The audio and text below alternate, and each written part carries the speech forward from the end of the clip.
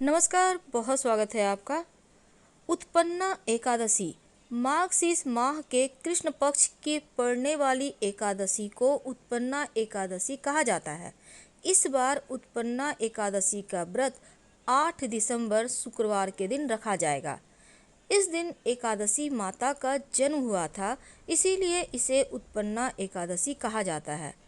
एकादशी माता भगवान विष्णु का ही स्वरूप मानी जाती हैं और इस दिन भगवान विष्णु की पूजा की जाती है। कहते हैं मार्गशीर्ष माह की एकादशी भगवान विष्णु को बहुत प्रिय है। एकादशी तिथि की शुरुआत 8 दिसंबर की सुबह 5:06 से शुरू होगी और समापन 9 दिसंबर की सुबह 6:31 पर होगा। उदया तिथि के अनुसार उत्पन्ना एकादशी का व्रत 8 दिसंबर को ही मनाई जाएगी। उत्पन्ना एकादशी का पारण 9 दिसंबर को दोपहर 1:16 से 3:20 का मध्य होगा। कैसे करेंगे पूजा?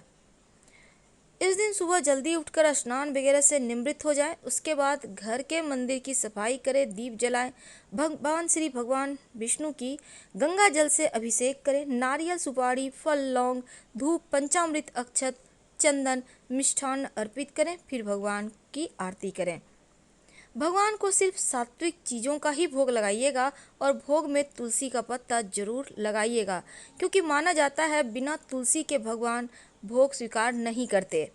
भगवान श्री हरि के साथ माँ लक्ष्मी की भी पूजा करें और उत्पन्ना एकादशी के दिन भगवान विष्णु, माँ लक्ष्मी की विधिवत पूजा करना है।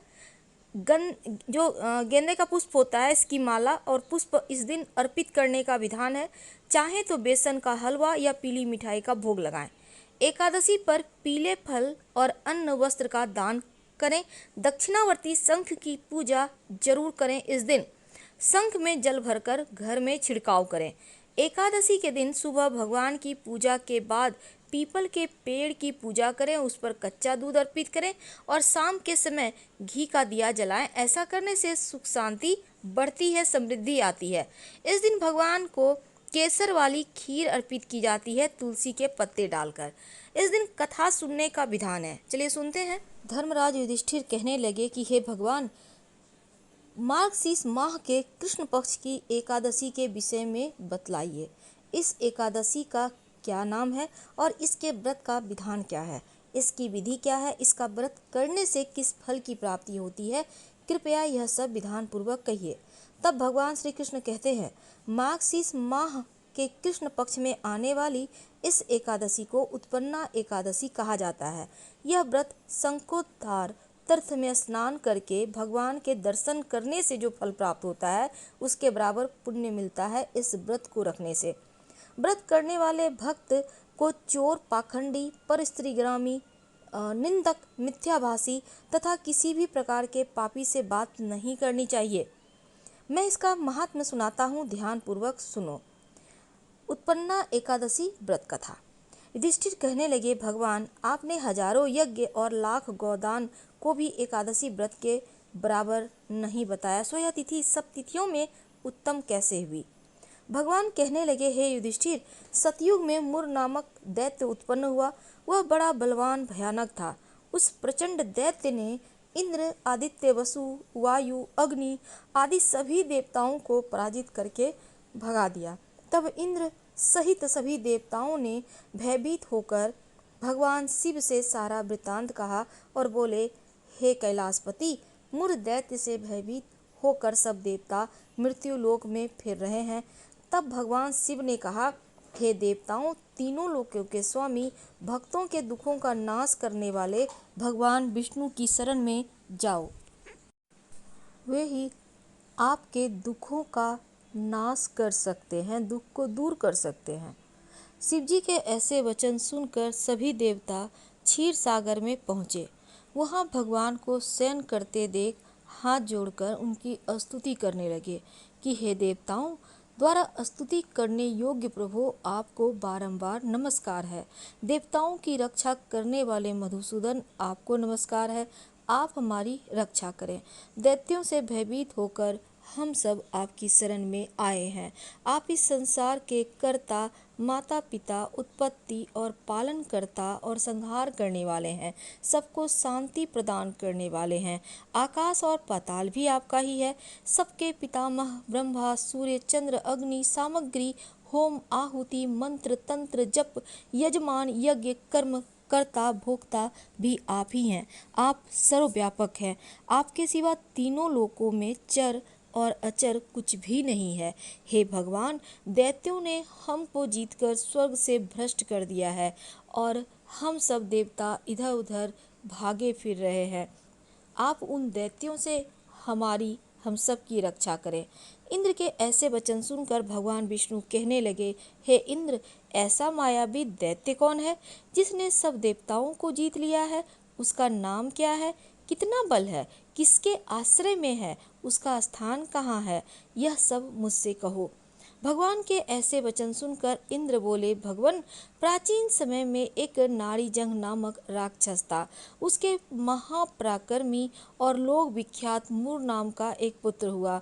उसकी चंद्रावती नाम की नगरी है और उसी ने सब देवताओं को स्वर्ग से निकालकर वहां अपना अधिकार जमा लिया है।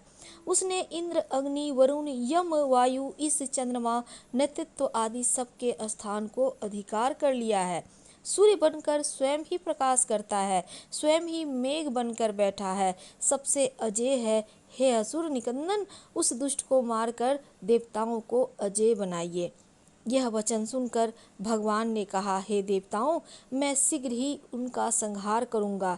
तुम चंद्रावती नगरी जाओ। इस प्रकार कहकर भगवान सहित सभी देवताओं ने चंद्रावती नगरी की ओर प्रस्थान किया। उस समय जब दैत्य मुर सेना सहित युद्ध भूमि में गरज रहा था, उसकी भयानक गर्जना सुनकर सभी देवता भय के मारे चारों दिशाओं में भागने लगे। तब स्वयं भगवान रणभूमि में आए तो दैत्य उन पर भी अस्त्र शस्त्र आयुध लेकर दौड़े। भगवान ने उन्हें सर्प के समान अपने बाणों से बींध डाला। बहुत से दैत्य मारे गए, केवल मुर बचा रहा। वह अविचल भाव से भगवान के साथ युद्ध करता रहा। भगवान जो जो तीक्ष्ण बाण चलाते उसके लिए पुष्प सिद्ध होता। उसका शरीर छिन्न भिन्न हो गया, किंतु वह लगातार युद्ध करता रहा और दोनों के बीच मल्ल युद्ध भी हुआ। 10,000 वर्ष तक उनका युद्ध चला, किंतु मुर नहीं हारा। थक कर भगवान बद्रिकाश्रम चले गए। वहाँ हेमवती नामक सुंदर गुफा थी। उसमें विश्राम करने के लिए भगवान उसके अंदर प्रवेश कर गए। यह गुफा 12 योजन लंबी थी और उसका एक ही द्वार था। विष्णु भगवान वहाँ योग निद्रा की गोद में सो गए। मुर भी पीछे पीछे आ गया और भगवान को सोया देखकर मारने को उद्यत हुआ। तभी भगवान के शरीर से उज्जवल कांतिमय रूप वाली देवी प्रकट हुई।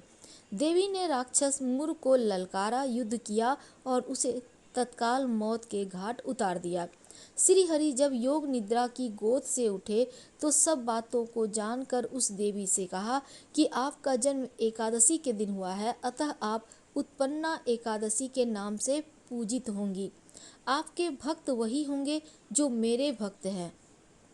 जय श्री हरि। इस व्रत को रखने से, अश्वमेघ यज्ञ करने से 100 गुना और 1,00,000 तपस्वियों को 60 वर्ष तक भोजन कराने से 10 गुना, 10 ब्राह्मणों अथवा 100 ब्रह्मचारियों को भोजन कराने से 1000 गुना पुण्य भूमि दान करने से होता है। उससे 1000 गुना पुण्य कन्या दान करने से होता है और उससे भी 10 गुना पुण्य विद्या दान करने से होता है और उससे भी 10 गुना पुण्य भूखे को भोजन कराने से होता है। तो अन्नदान के समान इस संसार में कोई ऐसा कार्य नहीं जिससे देवता पितर दोनों तृप्त होते हों। परंतु एकादशी का व्रत का पुण्य सबसे अधिक होता है। 1000 यज्ञों से भी अधिक इसका फल होता है। इस व्रत का प्रभाव देवताओं को भी दुर्लभ है। रात्रि को भोजन करने वाले को उपवास का आधा फल मिलता है और दिन में एक बार भोजन करने वाले को भी आधा ही फल मिलता है, जबकि निर्जल व्रत रखने वाले का महात्म्य तो देवता भी वर्णन नहीं कर सकते। युधिष्ठिर कहने लगे कि भगवान, आपने हजारों यज्ञ और लाख गोदानों को भी एकादशी व्रत के बराबर नहीं बताया, तो यह उत्तम कैसे हुई?